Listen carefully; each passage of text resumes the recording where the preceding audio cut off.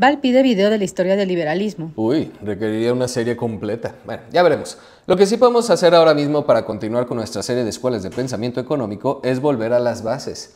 El liberalismo político nace en los siglos XVII y XVIII con autores como Locke, Montesquieu o Kant, que defendían la libertad individual frente al poder absoluto, la igualdad ante la ley, el Estado de Derecho, la separación de poderes, los derechos civiles y la limitación del poder estatal. Todas esas bonitas intenciones que hoy parecen ser despreciadas por muchos en favor nuevamente de poderes centralizados. No sin razón, claro, pero solo que parecen olvidar que los abusos de poder se dan porque alguien tiene poder, punto, independientemente del orden social elegido. Y que los resultados positivos o negativos de un modelo tienen más que ver con la eficiencia de su ejecución que con el modelo en sí mismo, la cultura e idiosincrasia de una población, su nivel educativo, en fin, tantas cosas.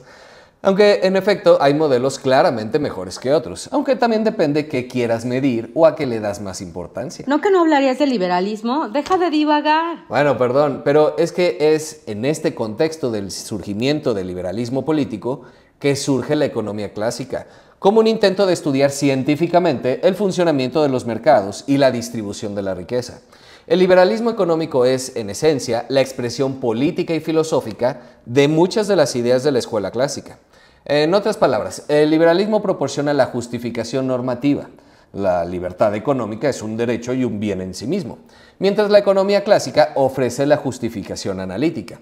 La escuela clásica da el andamiaje científico.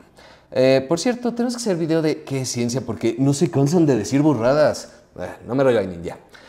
Esta escuela da el andamiaje científico que el liberalismo necesitaba para presentarse no solo como ideología, sino como modelo económico viable. Así que sin más divagación, comenzamos. Escuela clásica, orígenes y exponentes. Ya desde la intro se nota tu sesgo. No, energúmeno. Desde la intro se nota que explicaré la escuela clásica desde su punto de vista. Vea los videos de Bolivia, Israel, keynesianismo, capitalismo y tantos más para que veas cuántos creen que soy un zurdo de mierda. ¿Y no? Partes ridículos. Hoy no tengo de humor de dejarlos hablar ni de divagar.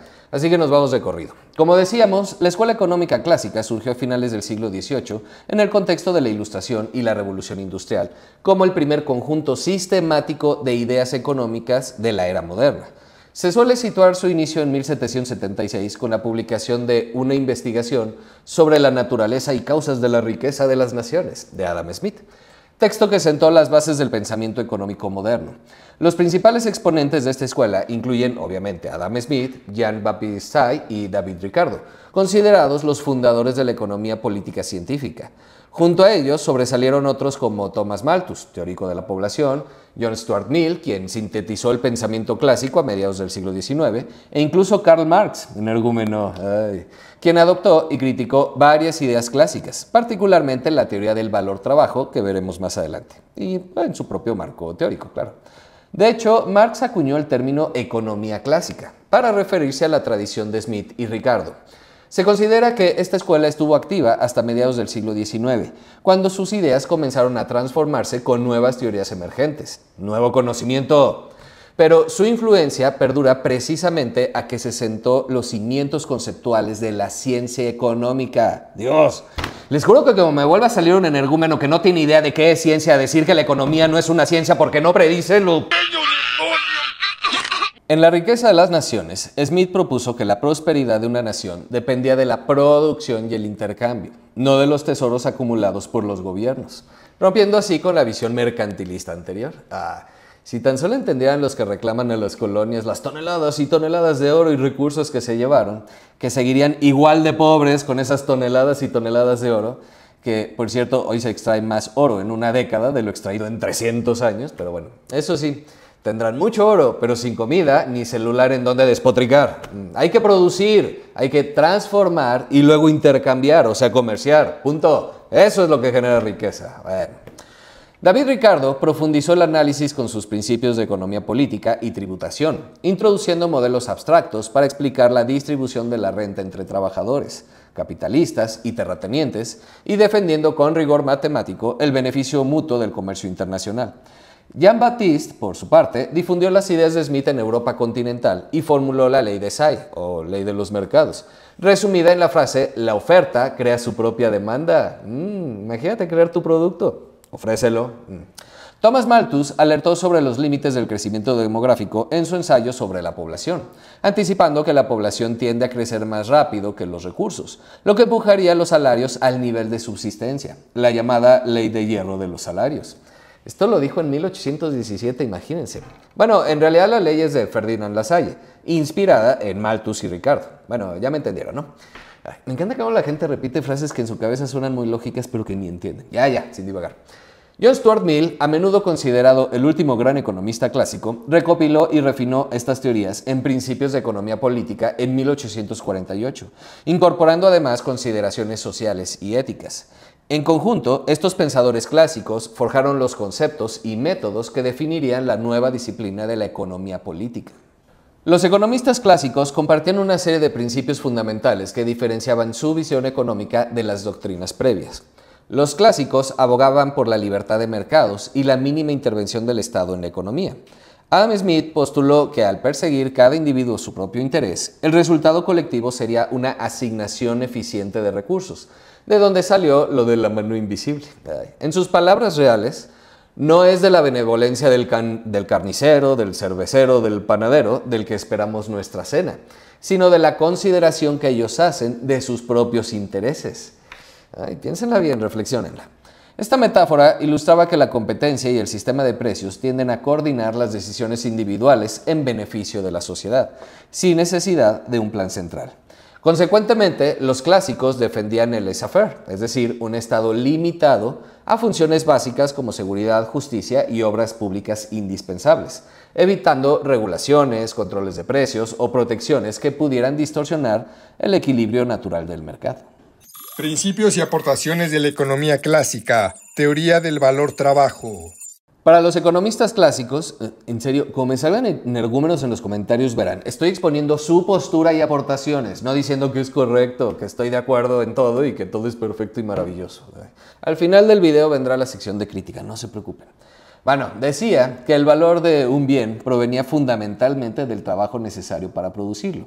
Esta teoría del valor trabajo sostiene que el precio natural de las mercancías está determinado por sus costos de producción, principalmente la cantidad de trabajo incorporado, además de los pagos a capital y tierra, mientras que los precios de mercado oscilan temporalmente en torno a ese nivel por la oferta y demanda. Smith afirmaba que el trabajo es la medida real del valor de cambio de toda clase de bienes. ¿Y qué diferencia hay con la marxista? Yo las oigo iguales. Marx toma la teoría clásica pero la transforma. Para él, solo el trabajo humano vivo crea valor nuevo. El capital y la tierra solo transfieren al producto el valor ya contenido en ellos. Pero recuerden que el marxismo es una teoría crítica. En su concepto de plusvalía, el obrero produce más valor del que recibe en salario. Y esa diferencia es apropiada por el capitalista como ganancia, mientras los clásicos usaban el valor trabajo para explicar precios y distribución. Marx lo enfoca en la explotación y dinámica de la acumulación, pero no me hagan divagar. David Ricardo adoptó y refinó esta idea en sus modelos, usando el valor trabajo para explicar cómo se distribuyen los ingresos entre salarios, o sea, el trabajo, los beneficios, el capital y las rentas, la tierra. Cabe señalar que esta teoría sería más tarde cuestionada por la economía marginalista, que propuso el valor basado en la utilidad subjetiva. Ya lo veremos en otro video. Pero en la época clásica proporcionó una base para analizar precios y distribución. Por cierto, también sentó las bases de la crítica marxista. Marx partió de la teoría del valor trabajo para elaborar su teoría de la explotación del trabajo en el capitalismo. ¿Y no? Mijo, pues ¿qué te digo? Mira, sí, el capitalismo muestra que los salarios rara vez capturan todo el valor producido, por no decir nunca.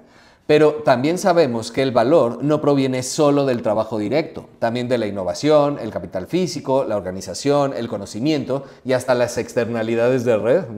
Su crítica es válida y seguirá vigente, pero si la tomas literal, la explotación habría llevado a una pauperización creciente e inevitable de los trabajadores. Y eso no ocurrió linealmente. Sus críticas ayudan sí para entender fenómenos como la concentración de riqueza, la precarización laboral, la explotación en cadenas globales en maquilas o minería en África, por poner un ejemplo, y la acumulación desproporcionada en plataformas digitales.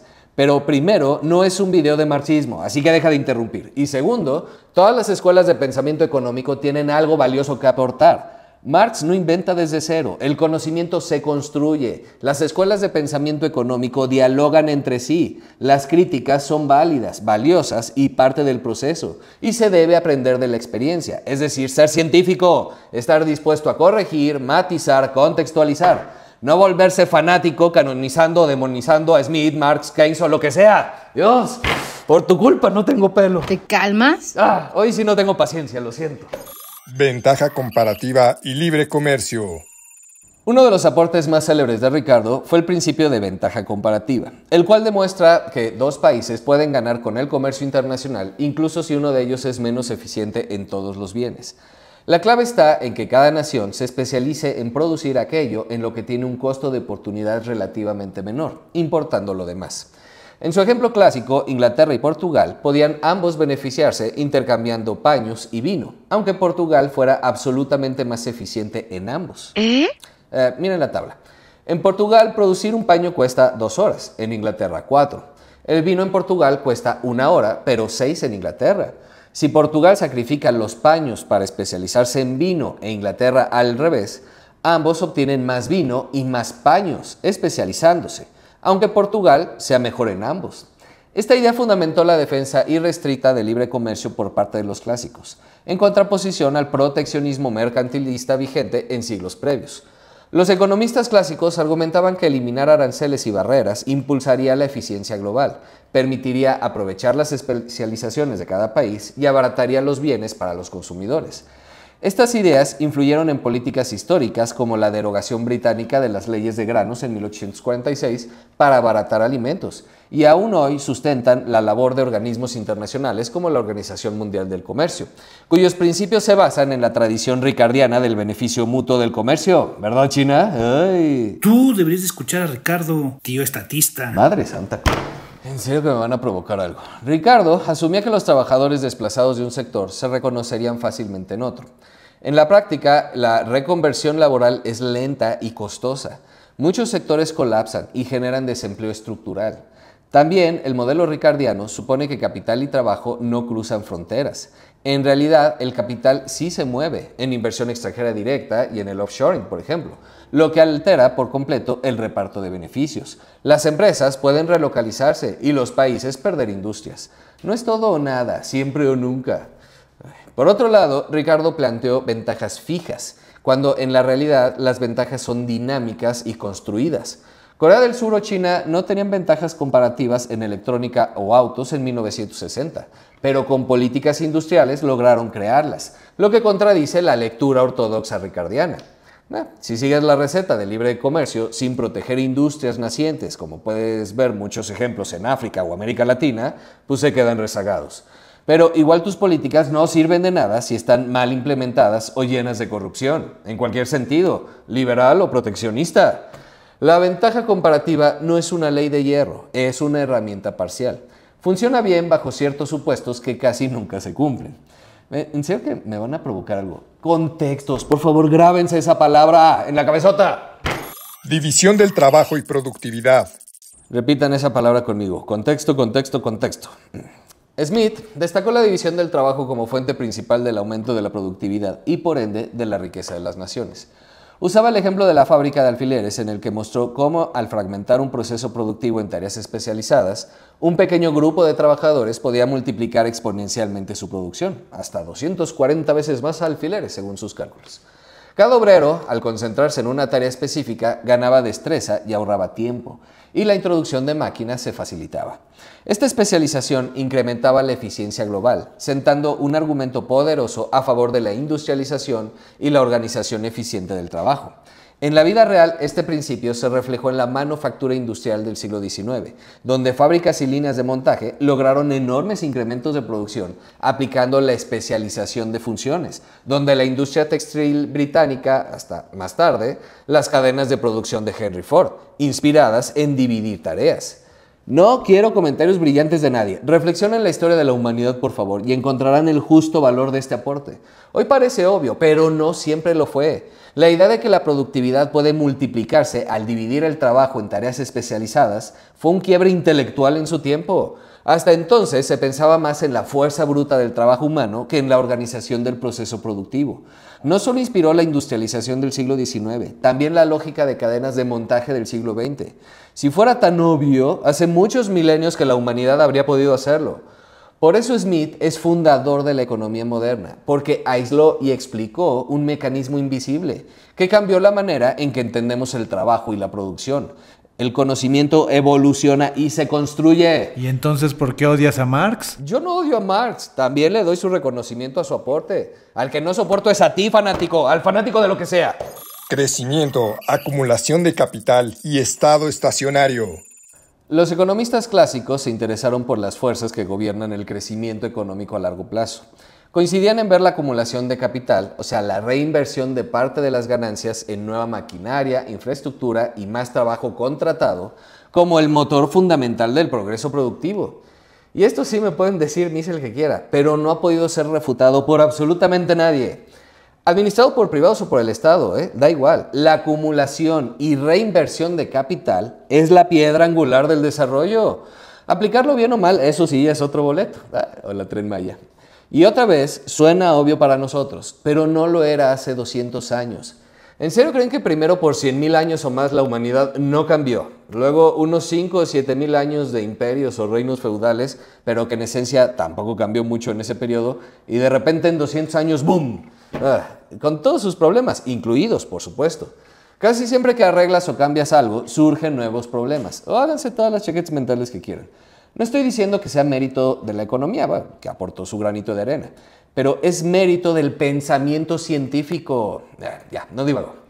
Una mayor inversión aumenta la productividad del trabajo, generando a su vez más excedentes que permitan nueva inversión, siempre que se haga bien, en un círculo virtuoso de crecimiento. Sin embargo, Ricardo y Malthus ya advertían que este proceso enfrenta límites naturales. Ricardo destacó la ley de los rendimientos decrecientes. A medida que se expande la producción agrícola, por ejemplo, se incorporan tierras cada vez menos fértiles, reduciendo gradualmente la tasa de ganancia. Y así con lo que quieras medir, mientras más agregas, bueno. Malthus, por su parte, temía que la población creciera más rápido que los alimentos, de forma que los salarios reales regresarían siempre al nivel de subsistencia. Su sombría predicción de que el futuro sería marcado por la pobreza masiva si no se controlaba la natalidad. Ambos vislumbraron la posibilidad de un estado estacionario de la economía, un punto en el que el crecimiento se frena porque los recursos naturales se agotan o las oportunidades de inversión rentable se agotan. Pero el pesimismo extremo de Malthus no se materializó gracias a innovaciones tecnológicas y mejores agrícolas. Estas ideas clásicas propiciaron debates muy escabrosos sobre los límites ecológicos y demográficos del crecimiento económico. 200 años después lo seguimos teniendo. Incluso ya en los años 1970 resurgía el debate. Algunos pronosticaban que con 6,000 millones de habitantes podría haber fuertes hambrunas, pero la Revolución Verde se consolidó en esos años. Hoy hay muchas menos hambrunas que hace pocas décadas, con 8,000 millones, y de hecho nuestro problema no es de producción de alimentos, es de distribución. Pero no deben ser menospreciados para nada, ni ignorar las problemáticas a las que nos enfrentamos. Pero si estos pensadores vieran cómo resolvimos cualquier cantidad de problemas que ni se imaginaban, se cagarían. Nuevamente, todas las críticas son bienvenidas, las preocupaciones también. No todas las soluciones propuestas son adecuadas. Mucho ojo con diferenciar. Así que más ciencia y menos ideología. Otras contribuciones. Yo creo que le ayudaría mucho a los libertarios que dejen de ver al Estado como el poder, administración. Si toca cederle un poco de concesiones a la administración para regular cosas, porque hay problemas, pues toca hacerlo. Y si toca, claro, liberalizar al mercado para crecer y producir más, pues también hay que hacerlo. Contextos. ¡Uy!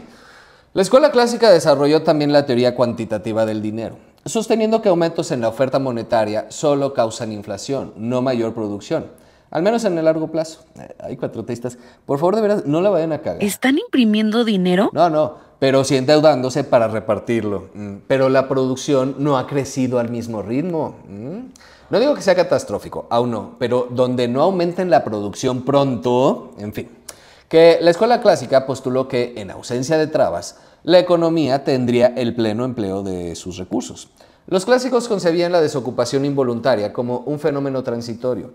Si hay mano de obra ociosa o sobreoferta de bienes, los ajustes de salario y precios eventualmente restablecerían el equilibrio.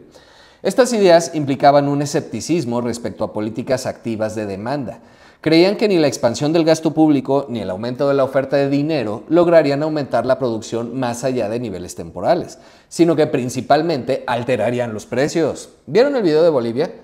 No hay forma de hacerle entrar en la cabezota a los masistas fanáticos de Evo que no fue por la salida de Evo nada más el colapso. Juran y perjuran que todo estaba bien con él y pues luego ya no, entonces pues es muy lógico, ¿no?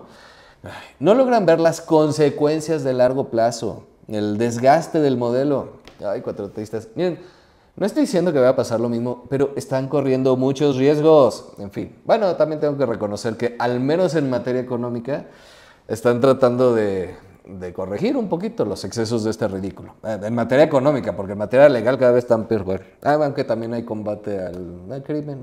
Un desastre. Bueno, no la vayan a cagar, por favor. Este marco teórico, ya no divago, donde la oferta era el motor de la economía y la demanda solo influía en precios, quedó plasmado en la ley de Say y dominó el pensamiento económico hasta el siglo XX. Por supuesto, más adelante, economistas como Keynes criticarían esta visión por ignorar las crisis de demanda, pero en la era clásica proporcionó un poderoso argumento a favor del libre mercado autorregulado. En otras palabras, no que no funcionara, pero otra vez, hay contextos en los que en efecto no funciona y debes hacer otra cosa. No, ya. Ahí está el video de tu amigo Keynes. Seguro hay algo que puedes aprender, por favor, pero también sin fanatizarte. ¡Contextos!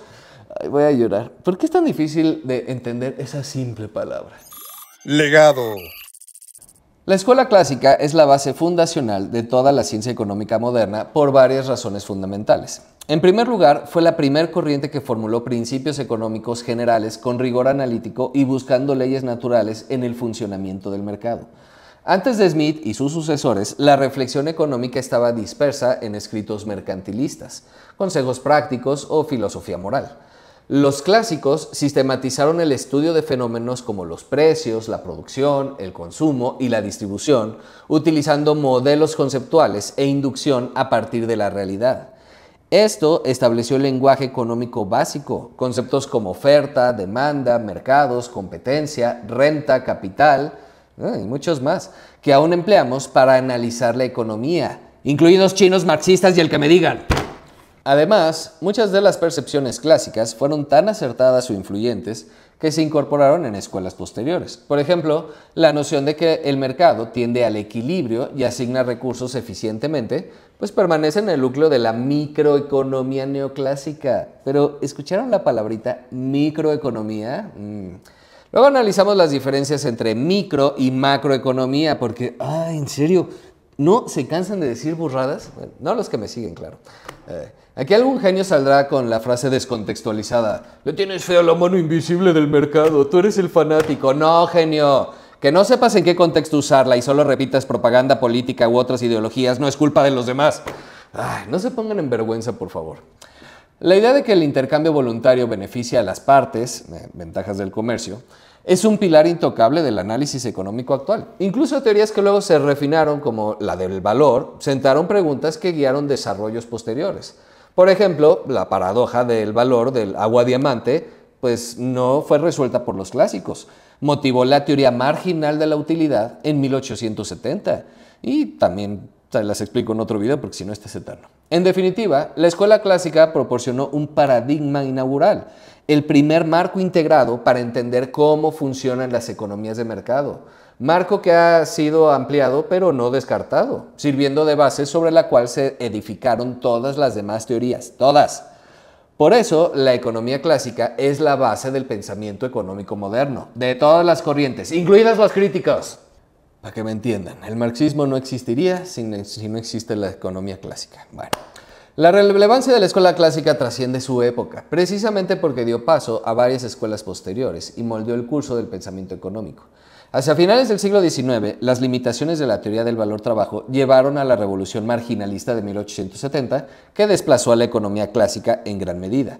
Los marginalistas introdujeron la teoría del valor-utilidad marginal, creando la escuela neoclásica, la cual reformuló muchos resultados clásicos con nuevas herramientas matemáticas, pero manteniendo el énfasis en el mercado como asignador eficiente. De hecho, Alfred Marshall, fundador de la síntesis neoclásica en 1890, admitía basarse en los hombros de los gigantes clásicos, conservando ideas como la determinación de precios por oferta y demanda en equilibrio, a la vez que reemplazaba la teoría laboral del valor por la utilidad y desarrollaba el concepto de elasticidad y otras nociones modernas. Y paradójicamente, antes de que salga con una nueva genialidad nuestro ideólogo antiimperialista que no sabe mucho de filosofía pero menos de economía, la misma economía clásica también es raíz del marxismo. Karl Marx se consideraba a sí mismo, él solito, un heredero crítico de Smith y Ricardo. Heredero crítico, no inventor de algo nuevo. Un corrector o reformador, ¿se entiende? Y claro que lo fue. Adoptó de ellos la teoría del valor-trabajo y el análisis de clase, trabajadores versus capitalistas, para plantear su propia teoría de la plusvalía y la explotación. Por eso, a veces se incluye a Marx dentro de la tradición clásica tardía. Su obra El Capital de 1867 puede verse como una continuación radical de las preguntas clásicas sobre el valor y la distribución, aunque con conclusiones revolucionarias. Marx estaba en lo correcto al señalar que en el capitalismo hay explotación estructural, pero su diagnóstico fue parcial, incompleto. El capitalismo ha mostrado más flexibilidad, capacidad de adaptación y creación de riqueza compartida de lo que Marx anticipó, aunque las tensiones de desigualdad y apropiación del excedente siguen confirmando buena parte de su crítica. El marco crítico que proporcionó es muy valioso y muchos movimientos aún lo reivindican, pero no es un manual que deba usarse literal, como no lo es la economía clásica, ni la neoclásica, ni el keynesianismo, ni nada. Otra rama influida por los clásicos fue la escuela austrohúngara o austriaca, iniciada por Karl Menger en 1871. Aunque Menger fue marginalista en teoría del valor, sus seguidores, como von Bauer, von Mises o Hayek, retomaron con fuerza la defensa del libre mercado y la desconfianza hacia el intervencionismo estatal propias del liberalismo clásico. La tradición austriaca enfatizó conceptos como la información dispersa y la coordinación espontánea del mercado, expandiendo intuiciones de Adam Smith al siglo XX. Incluso en épocas recientes ha habido un renacer parcial de ideas clásicas en la teoría económica. En la década de los 70 surgió la llamada Nueva Economía Clásica con Robert Lucas y otros, que retomó la noción de mercados que se equilibran rápidamente gracias a expectativas racionales, en contraposición a las teorías keynesianas. El nombre Nueva Clásica alude en realidad más bien a la metodología macroeconómica, pero muestra cómo ciertas premisas de la vieja escuela, como autorregulación de mercados, neutralidad del dinero a largo plazo, pleno empleo natural y esas cosas, vuelven a influir en el debate académico. En el debate académico, no en el político de masas. Y espero que no vaya a salir algún ofendidito en comentarios. No lo dije con el afán de ofender, pero a ver, las escuelas, grábenselo en la mente, las escuelas económicas se alimentan una a la otra, se va construyendo una sobre la otra. Si un político toma como bandera una escuela económica, pues la mandó al carajo, dejó de ser ciencia. Entonces, que tú tengas sesgos, es decir, entendidos como preferencias, porque todos los tenemos, no significa que tengas la verdad ni lo correcto en todo momento. O sea, una escuela económica no es la mejor, ni la que mejor funciona, ni la única buena. Y si crees eso, o ya te fanaticaste o te radicalizaste hacia un bando, pues eso eres, un fanático. En fin, y claro, el político va a explotar ese fanatismo tuyo, esa preferencia tuya, le va a sacar provecho, pero pues solo tú crees que siempre estás en lo correcto. Y el sesgo te lleva a eso, a ignorar la información de un lado y darle demasiado peso a la tuya. Bueno, ya, ahí está, para el que lo quiera reflexionar. No divago más. Por otro lado, irónicamente, la mayor escuela que todavía se adhiere explícitamente a formas clásicas es la marxista, lo cual evidencia que el legado clásico alimentó corrientes muy dispares. Históricamente, las políticas económicas de muchas naciones se inspiraron en las ideas clásicas. En el siglo XIX, Gran Bretaña adoptó ampliamente el libre comercio y el patrón oro, alineándose con los principios de Smith y Ricardo. Por favor, no vayan a mezclar colonialismo, abusos de poder, corrupción y cosas del estilo con pensamiento económico. Es que, bueno, ¿para qué me molesto, verdad? El que cree que por pensar de una forma se es bueno e inteligente y por pensar de otra se es tonto o perverso, pues no tiene remedio. Pero hacia finales del siglo XIX, sin embargo, varias potencias industrializadas volvieron temporalmente al proteccionismo. Sin embargo, las bases liberales resurgieron tras la Segunda Guerra Mundial en el orden económico internacional, Por ejemplo, con los acuerdos de Bretton Woods, promoviendo el libre comercio y estabilidad monetaria, reflejando ideas clásicas de comercio y moneda estable. En el siglo XX, particularmente a partir de los años 80, se observa un retorno deliberado a políticas de corte clásico en varias regiones, el mal llamado neoliberalismo. Me encanta que de repente uso ese término y no falta el genio que comenta: usaste la palabra neoliberal, ya perdiste toda credibilidad. Ay, no mames, no, genio. Que tú no te reconozcas neoliberal no significa que no sea un término válido que utiliza la oposición para referirse a ti. Ay, madre santa con los fanáticos. Y no, yo no soy tu oposición. No soy opositor ni promotor de nada. Bueno, sí, de que no se fanaticen con nada.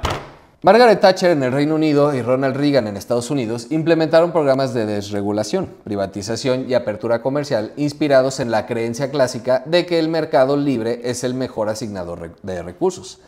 Estas reformas de mercado, reduciendo impuestos, controles y tamaños del Estado, representaron un retorno parcial a estas ideas en el contexto moderno.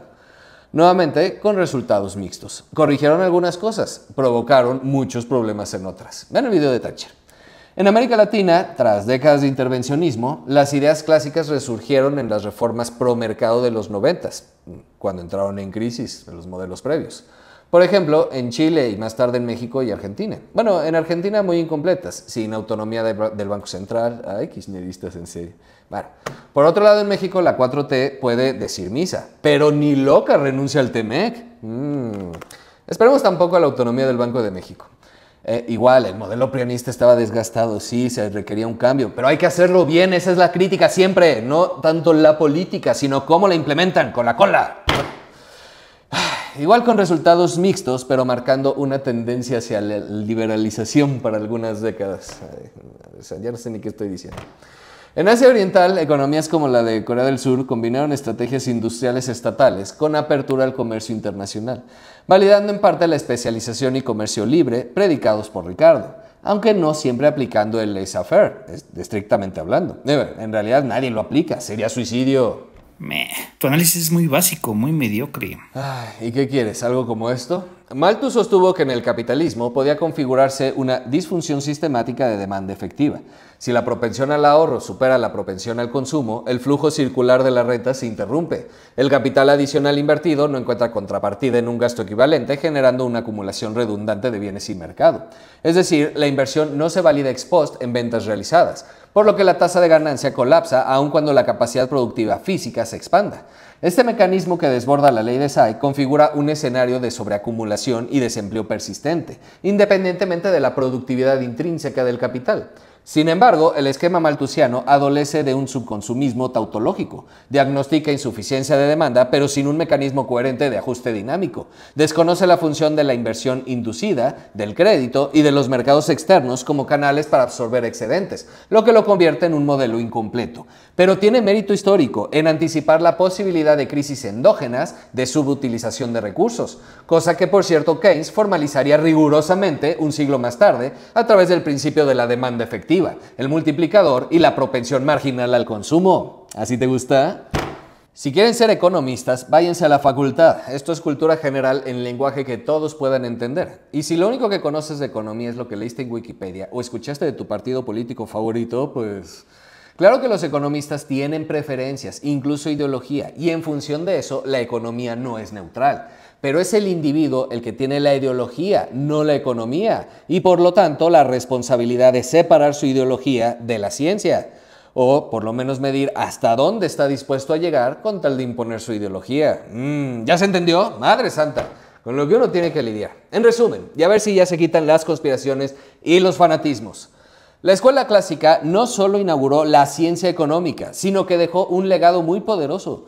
Cada vez que los formuladores de políticas han buscado estimular el crecimiento, han recurrido a la libertad económica, consciente o inconscientemente. Acuden a las lecciones clásicas sobre comercio, mercados y propiedad privada, sean gringos, mexicanos, de la 4T o chinos marxistas en transición. Conceptos como la ventaja comparativa siguen siendo enseñados como verdades básicas en cualquier curso de economía, y organismos globales promueven la integración comercial basándose en dichos principios. ¿O por qué creen que los embargos arruinan la economía de cualquier país? Es que no pueden ser más Y que se arruine la economía cubana no es justificación para que no haya apoyos en Cuba. Así que a cada uno su responsabilidad, sin fanatismos. La vigencia de su influencia se nota en que muchos debates actuales, el rol del Estado versus el mercado, flexibilización laboral, libre comercio versus proteccionismo, etc., ya fueron planteados hace más de 200 años por los clásicos. Entender sus ideas permite apreciar las raíces de las discusiones económicas contemporáneas. Pero pues si no sabemos lo básico, dada su relevancia, no sorprende que numerosos economistas e intelectuales modernos se identifiquen con los ideales del liberalismo económico. Pero eso, identificarse, bueno. Y aún muchos que no se identifican, los ponen en práctica. Es decir, no me gustan, pero pues no hay de otra. En el ámbito político, múltiples figuras han defendido públicamente la filosofía clásica. Si bien las economías reales hoy son mixtas, combinan mercado y Estado, la influencia de las ideas clásicas perdura en corrientes de pensamiento como el liberalismo clásico o el libertarismo, que argumentan que cuanto más nos acerquemos al modelo de mercado autorregulado descrito por los clásicos, mayor será la prosperidad y el bienestar general. Ignoran muchas otras cosas, pero como ideología es tan válida como cualquiera y no está mal, en tanto convenzan y no impongan, y estén conscientes de los costos y los asuman, porque tiene costos muy altos. Críticas a la economía clásica. Y lo mismo va para el otro bando. A pesar de su enorme contribución, la escuela clásica no está exenta de críticas, muchas de las cuales surgieron conforme la teoría económica avanzó y enfrentó nuevos hechos. Ya hablamos un poco de los marginalistas hace 1870, quienes señalaron que la teoría del valor-trabajo era insuficiente para explicar los precios relativos de bienes que no requieren trabajo, como lo del valor agua versus los diamantes, y propusieron en su lugar el valor basado en la utilidad marginal del bien para el consumidor. Esta revolución marginalista demostró que factores subjetivos, preferencias y escasez relativa también determinan el valor, corrigiendo así una simplificación del marco clásico y hasta del clásico tardío. En el siglo XX, la crítica más famosa vino de la perspectiva keynesiana. John Keynes, en la década del 30, acusó a la economía clásica, incluyendo a sus herederos neoclásicos, de asumir erróneamente que los mercados laborales y de bienes se ajustan rápido para garantizar el pleno empleo. Keynes argumentó que durante recesiones severas puede haber una insuficiencia general de demanda agregada que deje recursos desempleados por muy largo tiempo, algo que la ley de Say de los clásicos negaba. Pero vean el video de Keynes. Como sea, para salir de crisis y lograr el pleno empleo, siempre se acude a Keynes. Así seas mi ley. Claro, si eres realista y de verdad quieres arreglar el pedo. Pero ojo, para salir de crisis, no que se deba mantener eternamente. Ay, madre santa. Bueno, el que entendió, entendió. Esta crítica dio origen a la macroeconomía moderna y mostró que, si bien el enfoque clásico funciona en el largo plazo y en condiciones ideales, en la realidad a veces se requieren correcciones de política activa que los clásicos habrían considerado inútiles o dañinas. Desde la perspectiva marxista, la economía clásica fue criticada por tomar el capitalismo de mercado como un orden natural armonioso, cuando en realidad encubre relaciones de explotación. Marx elogió a Smith y Ricardo por descubrir las leyes del capitalismo, pero los acusó de no llevar su análisis hasta las últimas consecuencias. Bien, eso tenía razón, pero nuevamente, no es que por tener razón en eso, sus soluciones sean mejores o correctas, no se me confundan. Para Marx, la acumulación de capital promovida por los clásicos conllevaba inevitablemente concentración de la riqueza en pocas manos y una explotación sistemática de la fuerza de trabajo, ya que los salarios tienden al mínimo mientras los capitalistas se apropian de la plusvalía. Asimismo, argumentó que los conflictos de clase entre trabajadores y propietarios son centrales en el funcionamiento económico, contrariamente a la visión clásica que los veía como periféricos o transitorios. Pero estas objeciones marxistas apuntaron a que el mercado libre podía generar desigualdades crecientes y crisis endógenas, como caídas en la tasa de ganancia, problemas que los clásicos no habrían resuelto dentro de su paradigma. Si bien la experiencia histórica del siglo XX, por ejemplo, la caída del comunismo, desacreditó la alternativa socialista propuesta por Marx, me encanta que aquí va a brincar uno diciendo, no, Marx proponía otra cosa, se implementó mal la Unión Soviética, bla, bla, bla. China es sus burradas. Igualito a los libertarios cuando les das evidencias de las crisis del 29, 2008 y lo que me digas, y se vieron las desregulaciones. Bueno. Las críticas de Marx, ya, pongámonos serios, obligaron a los economistas a estudiar fenómenos como la distribución de la riqueza, las fallas sociales del mercado y el poder de negociación entre capital y trabajo con mayor detenimiento. Y surgieron un montón de cosas que Marx ni se imaginaba. Así que no confundir que la crítica es acertada con que la propuesta de solución es acertada, madre santa. Otras víctimas provienen de corrientes institucionales y de economía de la información. Señalan que los clásicos subestimaron el rol de las instituciones, leyes, normas, estructuras de poder, en el buen funcionamiento de los mercados, y sin duda tampoco se equivocaban. Autores posteriores argumentan que mercados libres operan siempre incrustados en un contexto institucional. Por ejemplo, sin un sistema legal fiable, derechos de propiedad claros o competencia justa, el resultado puede ser ineficiente o injusto. Los clásicos asumían agentes generalmente racionales e informados, pero en la práctica, los mercados reales presentan información imperfecta, costos de transacción y otras fricciones que pueden impedir los resultados óptimos que ellos proclamaban. Problemas como las externalidades, impactos de una actividad económica sobre terceros como la contaminación, tampoco fueron abordados por la teoría clásica original y requieren intervención o regulaciones para corregirlos, desmintiendo la noción de que la búsqueda del interés individual siempre redunda en el bienestar común. Finalmente, algunas previsiones clásicas resultaron excesivamente pesimistas o simplistas. La ciencia lúgubre, apodo que recibió la economía en tiempos de Malthus y Ricardo, anticipó un futuro de estancamiento y miseria que no se cumplió gracias al progreso tecnológico y la expansión de nuevos recursos. Claro que las preocupaciones sobre sostenibilidad resurgen hoy en debates ambientales, límites al crecimiento, economía del estado estacionario, todos muy ligados al espíritu de las advertencias clásicas sobre rendimientos decrecientes. En resumen, las críticas han matizado la visión clásica, mostrando escenarios donde el mercado falla o no garantiza por sí sola la equidad ni la estabilidad. Aún así, muchas respuestas a estas críticas han consistido en extender o modificar la teoría clásica más que en desecharla por completo, lo que nuevamente confirma la profundidad de su legado teórico. Conclusión. La escuela de pensamiento económico clásica constituye la piedra angular sobre la cual se edificó la economía como disciplina científica, y ojo con el que me discuta. Sus principales exponentes, Smith, Ricardo, Say, Malthus, Mill, entre muchos otros, lograron desentrañar patrones y leyes del capitalismo naciente, dotándonos de conceptos como la ventaja comparativa, el valor basado en el trabajo y la importancia de la acumulación de capital. Estas ideas no solo impulsaron en su tiempo políticas de libre comercio y un optimismo en las fuerzas del mercado, sino que moldearon todas las discusiones económicas posteriores. Su relevancia es doble. Por un lado, sentaron el marco teórico que, con adaptaciones, sigue siendo la base para entender fenómenos económicos, desde el funcionamiento de un mercado hasta el crecimiento económico de un país. Por otro, instauraron el ideal normativo del liberalismo económico que aún hoy inspira tanto a defensores acérrimos como a detractores. Si la economía sigue debatiendo hoy cuánta libertad debe darse al mercado o cuánta intervención debe ejercer el Estado, es porque los clásicos definieron primero los términos del debate. Incluso tras 2 siglos, su influencia persiste en la academia, al fijar el núcleo de la teoría económica estándar, y en la política económica, al proveer el argumento intelectual a favor del libre mercado.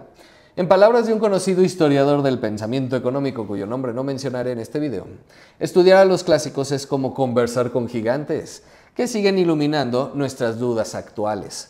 Por todo ello, la escuela clásica es justamente considerada la fundación de la ciencia económica y un referente indispensable para compensar tanto la historia como los desafíos presentes de la economía. Y si no estás de acuerdo con algo de lo dicho en este video, pues ocúpate de tus finanzas personales, que esas discutirle a los gigantes no las va a salvar.